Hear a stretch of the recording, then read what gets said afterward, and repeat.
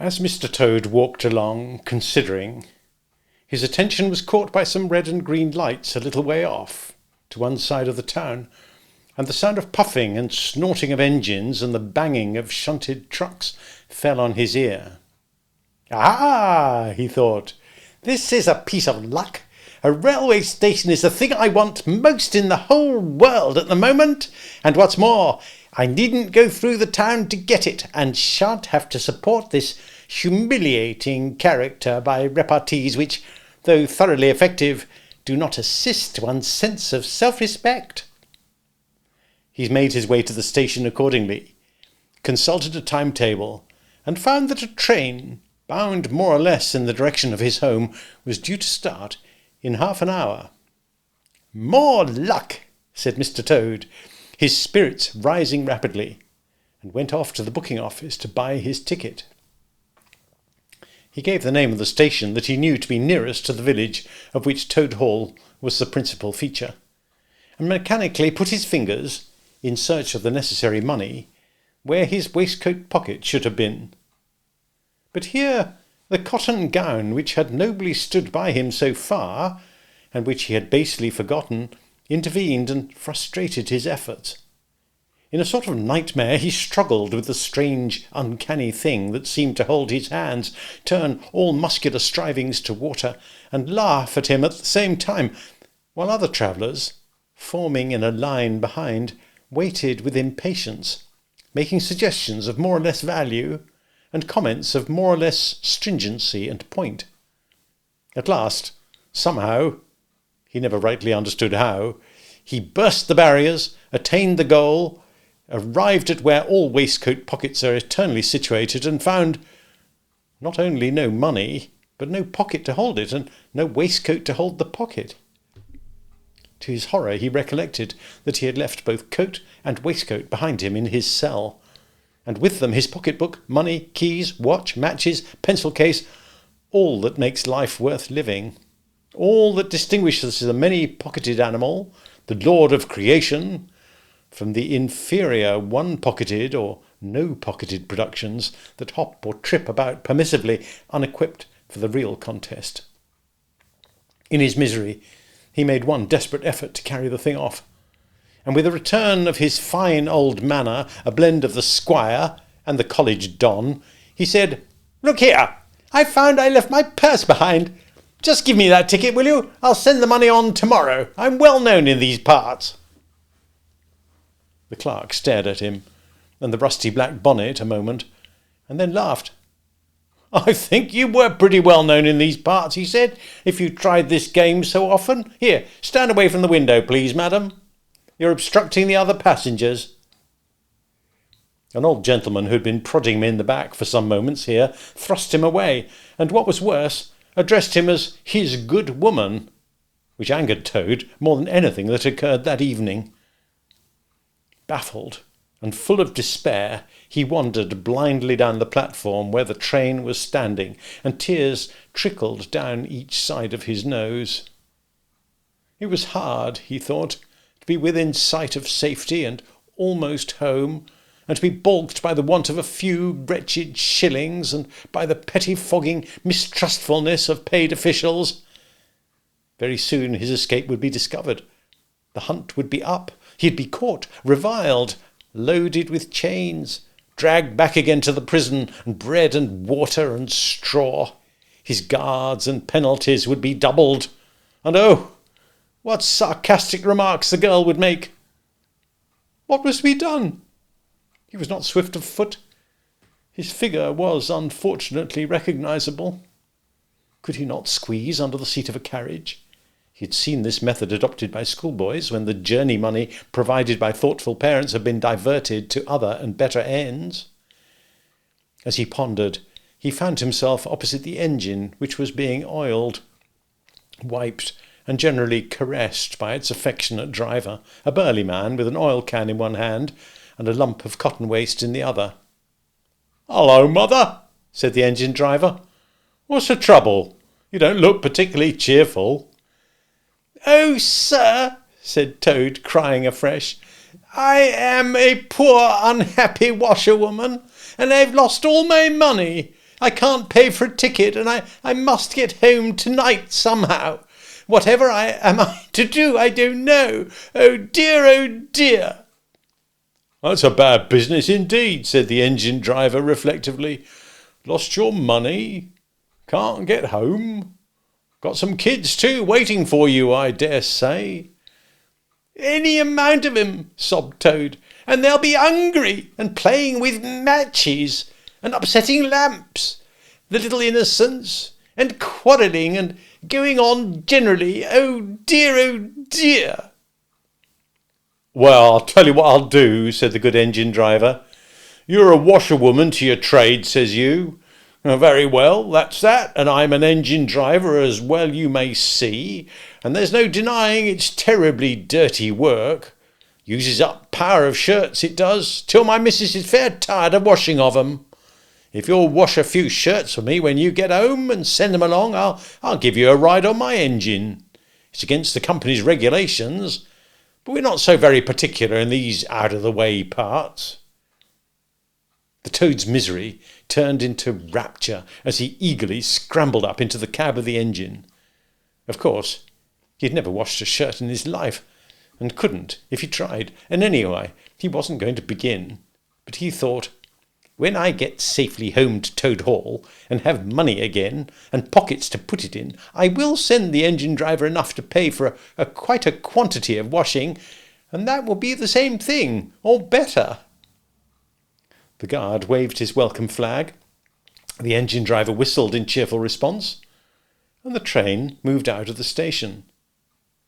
As the speed increased, and the Toad could see on either side of him real fields and trees and hedges and cows and horses all flying past him, and as he thought how every minute was bringing him nearer to Toad Hall, and sympathetic friends, and money to chink in his pocket, and a soft bed to sleep in, and good things to eat, and praise and admiration at the recital of his adventures and his surpassing cleverness, he began to skip up and down and shout and sing snatches of song, to the great astonishment of the engine driver, who had come across washerwomen before, at long intervals, but never one at all like this. They had covered many and many a mile, and Toad was already considering what he'd have for supper as soon as he got home, when he noticed that the engine driver, with a puzzled expression on his face, was leaning over the side of the engine and listening hard. Then he saw him climb onto the coals and gaze out over the top of the train. Then he returned and said to Toad, "It's very strange. We're the last train running on this direction tonight, yet I could be sworn that I heard another following us." Toad ceased his frivolous antics at once. He became grave and depressed, and a dull pain in the lower part of his spine, communicating itself to his legs, made him want to sit down and try desperately not to think of all the possibilities. By this time the moon was shining brightly, and the engine driver, steadying himself on the coal, could command a view of the line behind them for a long distance. Presently he called out, "I can see it clearly now. It is an engine on our rails, coming along at a great pace. Looks as if we're being pursued." The miserable Toad, crouching in the coal dust, tried hard to think of something to do, with dismal want of success. "They are gaining on us fast," cried the engine driver. "And the engine is crowded with the queerest lot of people, men like ancient warders, waving halberds, policemen in their helmets, waving truncheons, shabbily dressed men in pot hats, obvious and unmistakable plain-clothes detectives, even at this distance, waving revolvers, walking sticks, all waving and all shouting the same thing, 'Stop, stop, stop!'" And then Toad fell on his knees among the coals, and raising his clasped paws in supplication, cried, "Save me! Only save me, dear kind Mr. Engine Driver! I will confess everything. I'm not the simple washerwoman I seem to be. I have no children waiting for me, innocent or otherwise. I am a Toad, a well-known and popular, the Mr. Toad, a landed proprietor, I have just escaped by my great daring and cleverness from a loathsome dungeon into which my enemies had flung me. And if those fellows on that engine recapture me, I shall be in chains and bread and water and straw and misery once more for poor unhappy innocent Mr. Toad." The engine driver looked down upon him very sternly and said, "Now tell the truth. What were you put in prison for?" "It was nothing very much," said poor Toad, colouring deeply. "I only borrowed a motor car while the owners were at lunch. They had no need of it at the time. I didn't mean to steal it, really. But people, especially magistrates, take such a harsh views of thoughtless and high-spirited actions." The engine driver looked very grave and said, "I fear that you have indeed been a wicked Toad, and by rights I ought to give you up to offended justice. But you're evidently in sore trouble and distress, so I will not desert you. I don't hold with motor cars, for one thing, and I don't hold with being ordered about by policemen when I'm on my own engine, for another.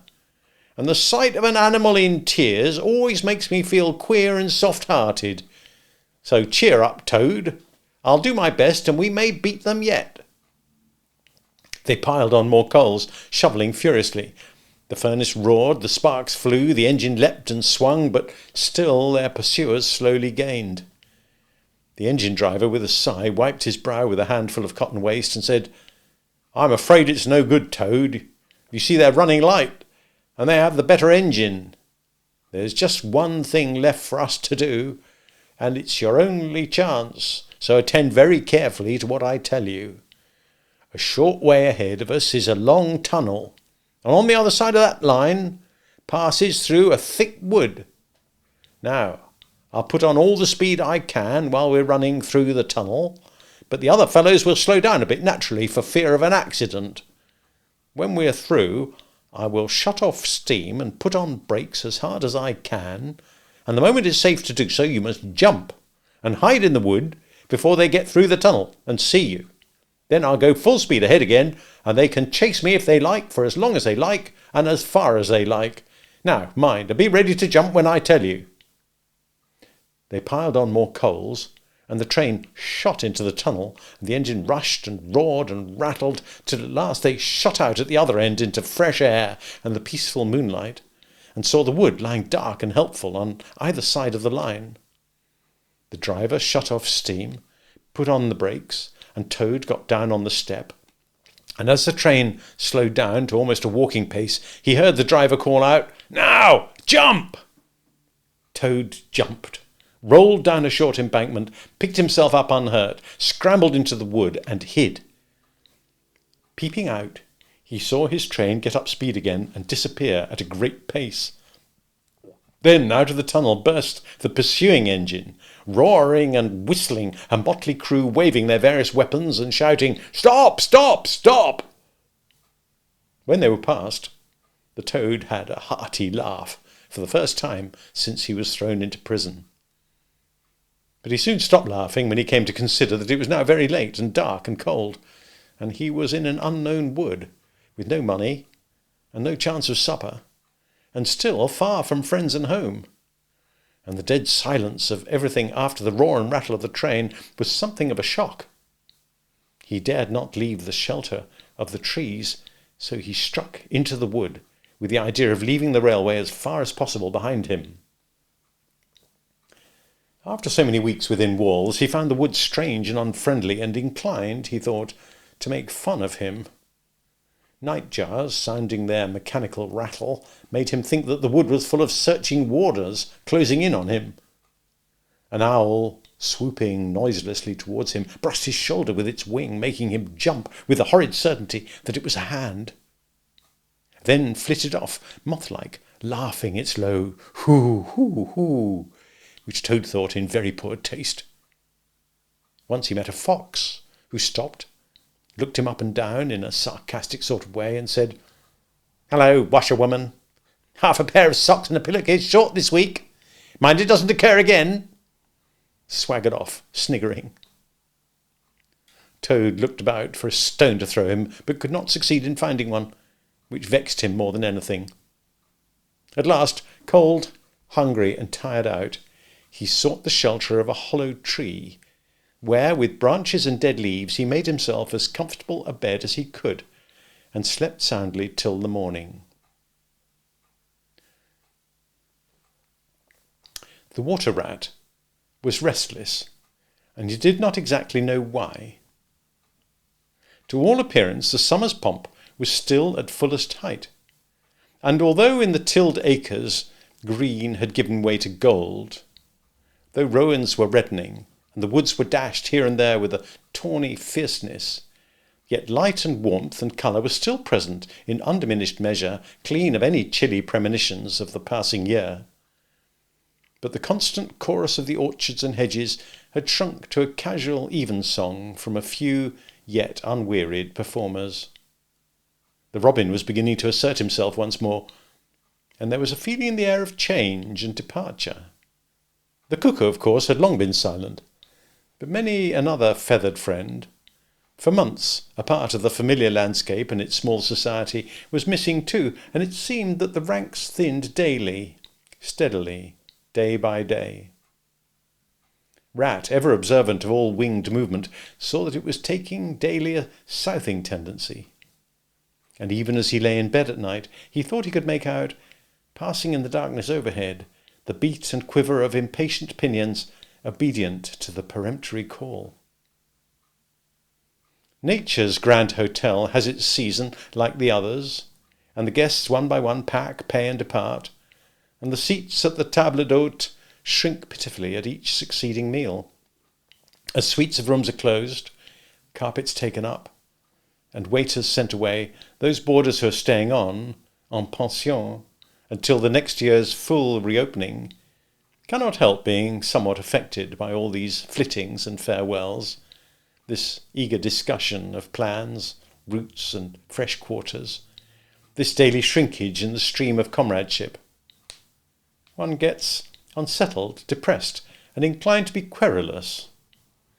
Why this craving for change?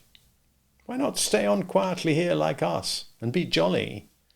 You don't know this hotel out of season, and what fun we have among ourselves, we fellows who remain, see the whole interesting year out. All very true. No doubt the others always reply, we quite envy you, and some other year perhaps, but just now we have engagements. And there's the bus at the door. Our time is up. So they depart, with a smile and a nod, and we miss them, and feel resentful. The rat was a self-sufficing sort of animal, rooted to the land, and whoever went, he stayed. Still, he could not help noticing what was in the air, and feeling some of its influence in his bones. It was difficult to settle down to anything seriously with all this flitting going on. Leaving the waterside, where rushes stood thick and tall in a stream that was becoming sluggish and low, he wandered countrywards, crossed a field or two of pasturage already looking dusty and parched, and thrust into a great sea of wheat, yellow, wavy, and murmurous, full of quiet motion, small whisperings. Here he often liked to wander, through the forest of stiff strong stalks that carried their own golden sky away over his head, a sky that was always dancing, shimmering, softly talking, or swaying strongly to the passing wind and recovering itself with a toss and a merry laugh. Here too he had many small friends, a society complete in itself, leading full and busy lives, but always with a spare moment to gossip and exchange news with a visitor. Today, however, though they were civil enough, the field mice and harvest mice seemed preoccupied. Many were digging and tunnelling busily. Others gathered together in small groups, examined plans and drawings of small flats, stated to be desirable and compact, and situated conveniently near the stores. Some were hauling out dusty trunks and dress baskets. Others were already elbow-deep packing their belongings, while everywhere piles and bundles of wheat, oats, barley, beech mast, and nuts lay about, ready for transport. "Here's old Ratty," they cried as soon as they saw him. "Come and bear a hand, Rat. Don't stand about idle." "What sort of games are you up to?" said the water rat severely. "You know it isn't time to be thinking of winter quarters yet. by a long way." "Oh, yes, we know that," explained a field mouse, rather shamefacedly. "But it's always as well to be in good time, isn't it? We really must get all the furniture and baggage and stores moved out of this before those horrid machines begin clicking round the fields. And then, you know, the best flats get picked up so quickly nowadays, and if you're late, you have to put up with anything, and they want such a lot of doing up too, before they're fit to move into. Of course, we're early, we know that, but we're only just making a start." "Oh, bother starts," said the rat. "It's a splendid day. Come for a row, or a stroll along the hedges, or a picnic in the woods, or something." "Well, I think not today, thank you," replied the field mouse hurriedly. "Perhaps some other day, when we've more time." The rat, with a snort of contempt, swung round to go, tripped over a hat box, fell with undignified remarks.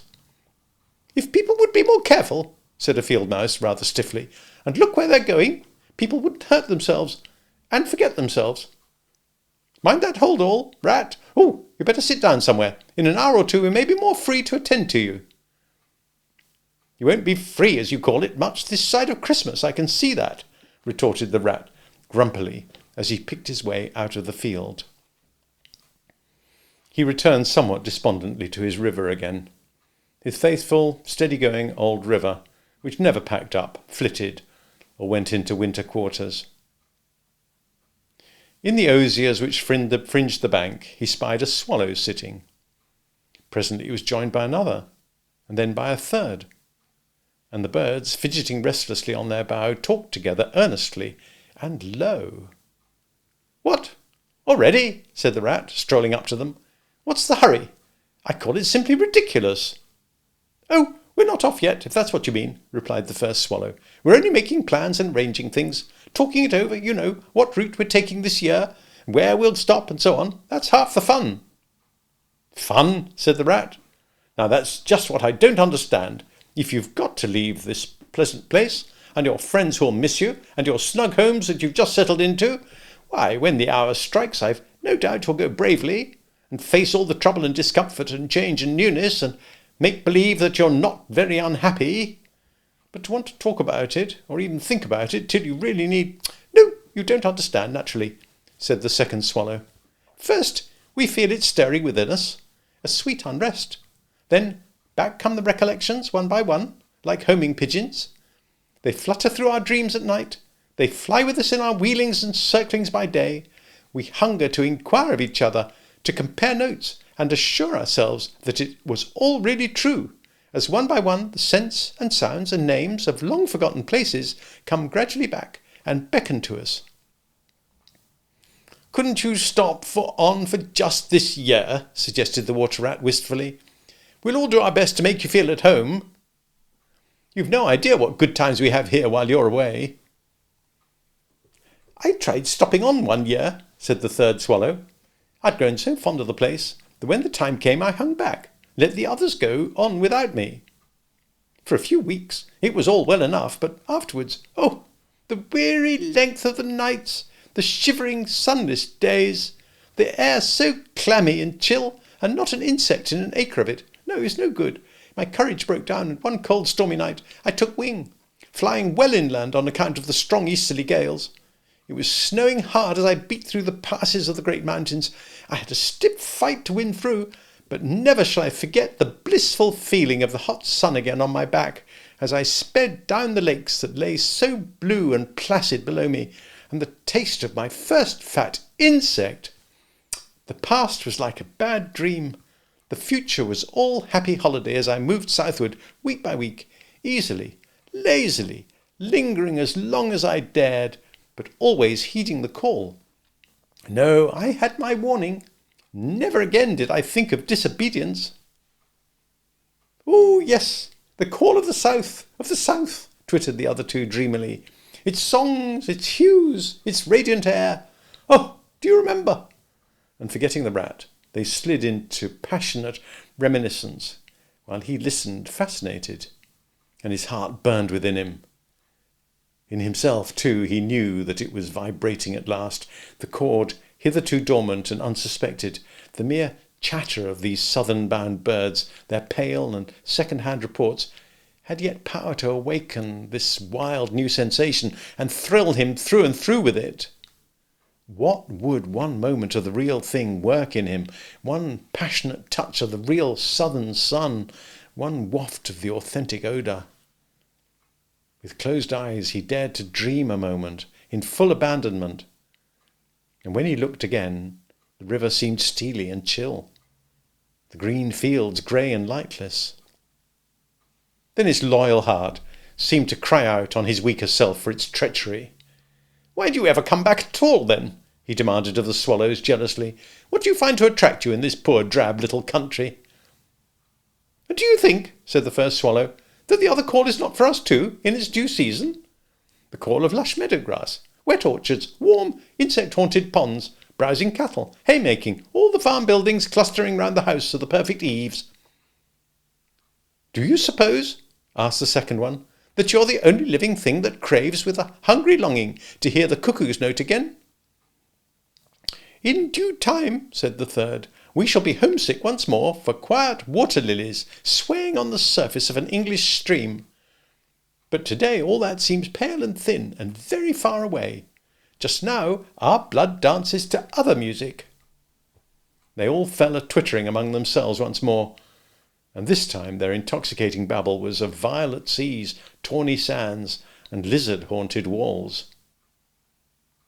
Restlessly the rat wandered off once more, climbing the slope that rose gently from the north bank of the river, and lay looking out towards the great ring of downs that barred his vision further southwards, his simple horizon hitherto, his mountains of the moon, his limit, behind which lay nothing he had cared to see or to know. Today, to him gazing south, with a newborn need stirring in his heart, the clear sky over their long, low outlines seemed to pulsate with promise. Today the unseen was everything, the unknown the only real fact of life.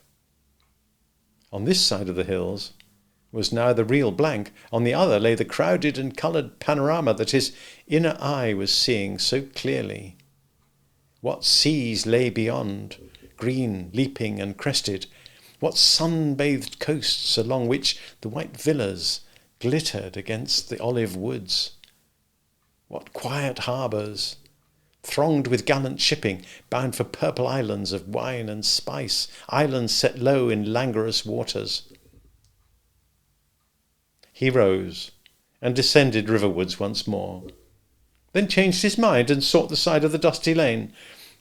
There, lying half buried in the thick, cool under-hedge tangle that bordered it, he could muse on the metalled road and all the wondrous world that it led to, on all the wayfarers, too, that might have trodden it, and the fortunes and adventures they had gone to seek, or found unseeking, out there beyond. Footsteps fell on his ear, and the figure of one that walked somewhat wearily came into view, and he saw that it was a rat, and a very dusty one. The wayfarer, as he reached him, saluted with a gesture of courtesy that had something foreign about it, hesitated for a moment, then with a pleasant smile turned from the track and sat down by his side in the cool herbage. He seemed tired, and the rat let him rest unquestioned, understanding something of what was in his thoughts, knowing too the value all animals attach at times to mere silent companionship, when the weary muscles slacken and the mind marks time. The wayfarer was lean and keen-featured, and somewhat bowed at the shoulders. His paws were thin and long, his eyes much wrinkled at the corners, and he wore small gold earrings in his neatly set, well-shaped ears. His knitted jersey was of a faded blue. His breeches, patched and stained, were based on a blue foundation, and his small belongings that he carried were tied up in a blue cotton handkerchief. When he had rested a while, the stranger sighed, snuffed the air, and looked at him. "That was clover, that warm whiff on the breeze," he remarked. "And those are cows we hear cropping the grass behind us and blowing softly between mouthfuls. There's a sound of distant reapers, and yonder rises a blue line of cottage smoke against the woodland. The river runs somewhere close by, for I hear the call of a moorhen. And I see by your build that you're a freshwater mariner. Everything seems asleep, and yet going on all the time. It's a goodly life that you lead, friend. No doubt the best in the world, if only you're strong enough to lead it. Yes, it's the life, the only life to live, responded the water rat dreamily, and without his usual wholehearted conviction. I did not say exactly that, replied the stranger cautiously, but no doubt it's the best. I've tried it and I know. And because I've just tried it, 6 months of it, and know it's the best, here I am, footsore and hungry, tramping away from it, tramping southward, following the old call, back to the old life, the life that is mine and which will not let me go. Is this then yet another of them? Mused the rat. And where have you just come from? He asked. He hardly dared to ask where he was bound for. He seemed to know the answer only too well. Nice little farm, replied the wayfarer briefly. Up along that direction. He nodded northwards. Never mind about it. I had everything I could want, everything I had any right to expect of life and more. And here I am. Glad to be here all the same, though. Glad to be here. So many miles further on the road. So many hours nearer to my heart's desire. His shining eyes held fast to the horizon, and he seemed to be listening for some sound that was wanting from that inland acreage, vocal as it was with the cheerful music of pasturage and farmyard. You're not one of us, said the water rat, nor yet a farmer, nor even, I should judge, of this country. Right, replied the stranger.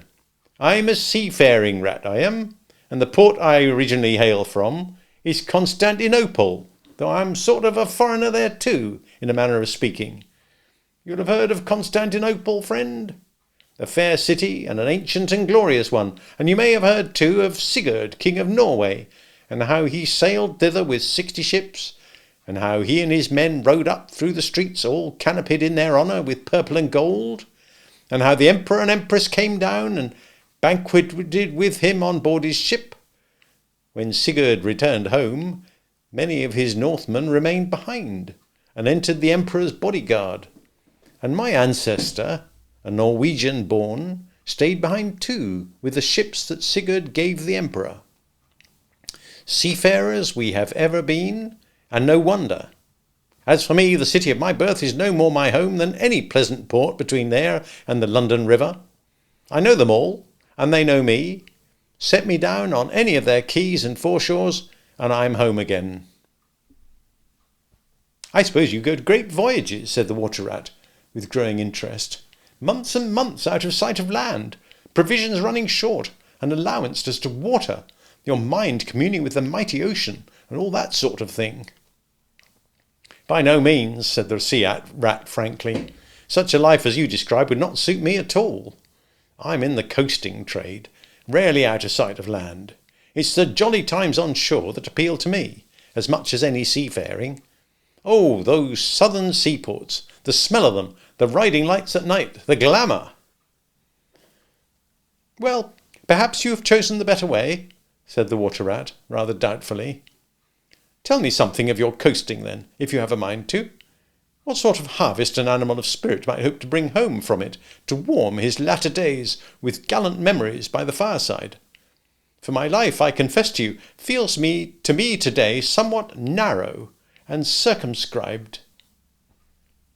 My last voyage, began the sea rat, that landed me eventually in this country, bound with high hopes for my inland farm, will serve as a good example of any of them, and indeed as an epitome of my highly coloured life.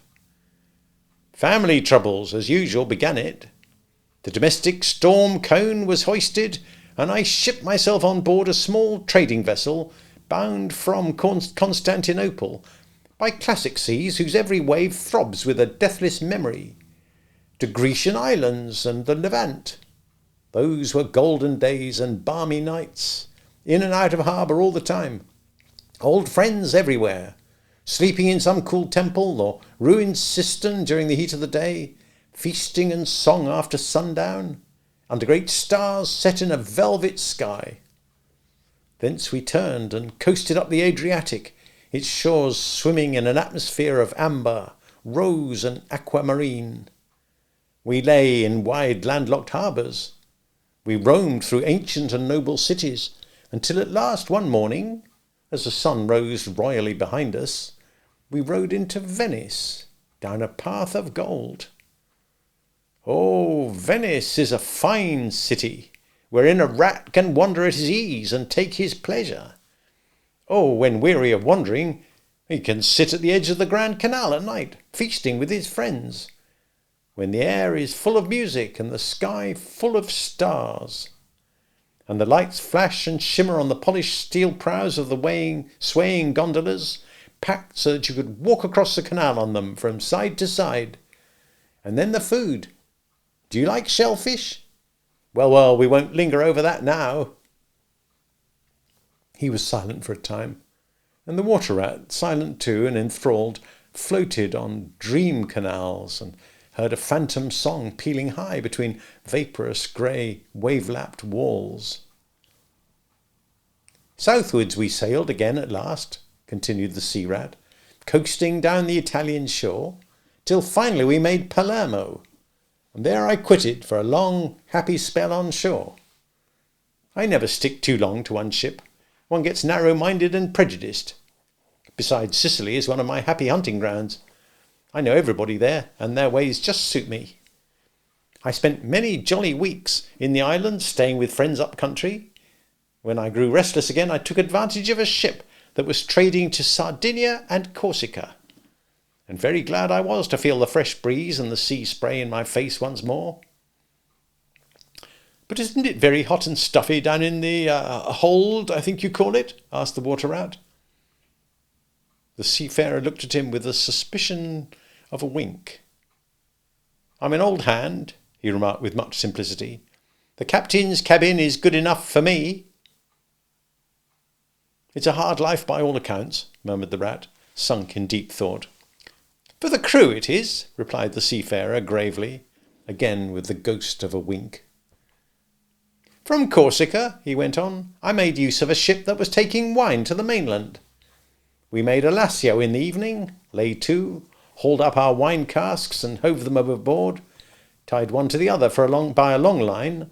Then the crew took to the boats and rowed shorewards, singing as they went, and drawing after them the long bobbing procession of casks, like a mile of porpoises. On the sands they had horses waiting, which dragged the casks up the steep street of the little town with a fine rush and clatter and scramble. When the last cask was in, we went and refreshed and rested, and sat late into the night, drinking with our friends. The next morning I took to the great olive woods for a spell and a rest. For now I'd done with islands for the time, and ports and shipping were plentiful, so I led a lazy life among the peasants, lying and watching them work, and stretched high on the hillside with the blue Mediterranean far below me. And so at length, by easy stages, and partly on foot, partly by sea, to Marseille, and the meeting of old shipmates, and the visiting of ocean-bound vessels, and feasting once more. Talk of shellfish! Why, sometimes I dream of the shellfish of Marseille, and wake up crying. Well, that reminds me, said the polite water rat. You happened to mention that you were hungry. I ought to have spoken earlier. Of course, you will stop and take your midday meal with me. My hole is close by. It's some time past noon, and you're very welcome to whatever there is. Now I call that kind and brotherly of you, said the sea rat. I was indeed hungry when I sat down, and ever since I inadvertently happened to mention shellfish, my pangs have been extreme. Couldn't you fetch it along out here? I'm none too fond of going under hatches unless I'm obliged to. And then while we eat, I could tell you more concerning my voyages and the pleasant life I lead. At least, it is very pleasant to me. And by your attention, I judge it commends itself to you. Whereas if we go indoors, it is 100 to 1 that I shall presently fall asleep. That is indeed an excellent suggestion, said the water rat, and hurried off home. And there he got out the luncheon basket and packed a simple meal in it, which, remembering the stranger's origin and preferences, he took care to include a yard of long French bread, a sausage out of which the garlic sang, some cheese which lay down and cried, and a long-necked straw-covered flask wherein lay bottled sunshine shared and garnered on far southern slopes. Thus laden he returned with all speed, and blushed for pleasure at the old seaman's commendations of his taste and judgment, as together they unpacked the basket and laid out the contents on the grass by the roadside. The sea rat, as soon as his hunger was somewhat assuaged, continued the history of his latest voyage, conducting his simple hearer from port to port of Spain, landing him at Lisbon, Oporto, and Bordeaux, introducing him to the pleasant harbours of Cornwall and Devon, so up the channel to that final quayside, where landing after winds long, contrary, storm-driven and weather-beaten, he had caught the first magical hints and heraldings of another spring, and fired by these had sped on a long tramp inland, hungry for the experiment of life on some quiet farmstead, very far from the weary beating of any sea. Spellbound and quivering with excitement, the water rat followed the adventurer league by league, over stormy bays, through crowded roadsteads, across harbour bars on a racing tide, up winding rivers that hid their busy little towns round a sudden turn, and left him with the regretful sigh planted at his dull inland farm, about which he desired to hear nothing. By this time their meal was over, and the seafarer, refreshed and strengthened, his voice more vibrant, his eye lit with a brightness that seemed caught from some faraway sea beacon, filled his glass with the red and glowing vintage of the south, and leaning toward the water rat, compelled his gaze, and held him, body and soul, while he talked. Those eyes were of the changing, foam-streaked grey-green of leaping northern seas. In the glass shone a hot ruby that seemed the very heart of the south, beating for him who had courage to respond to its pulsation. The twin lights, the shifting grey and the steadfast red, mastered the water rat and held him bound, fascinated, powerless. The quiet world outside their rays receded far away and ceased to be. And the talk, the wonderful talk, flowed on. Or was it speech entirely, or did it pass at times into song, chanty of the sailors weighing the dripping anchor, sonorous hum of the shrouds in a tearing northeaster, ballad of the fisherman hauling his nets at sundown against an apricot sky, chords of guitar and mandolin from gondola or caique? Did it change into the cry of the wind, plaintive at first, angrily shrill as it freshened, rising to a tearing whistle, sinking to a musical trickle of air from the leach of the bellying sail? All these sounds the spellbound listener seemed to hear, and with them the hungry complaint of the gulls and the sea mews, the soft thunder of the breaking wave, the cry of the protesting shingle. Back into speech again it passed, and with beating heart he was following the adventures of a dozen seaports, the fights, the escapes, the rallies, the comradeships, the gallant undertakings. Or he searched islands for treasure, fished in still lagoons, and dozed day long on warm white sand. Of deep-sea fishings he heard tell, mighty silver gatherings of the mile-long net.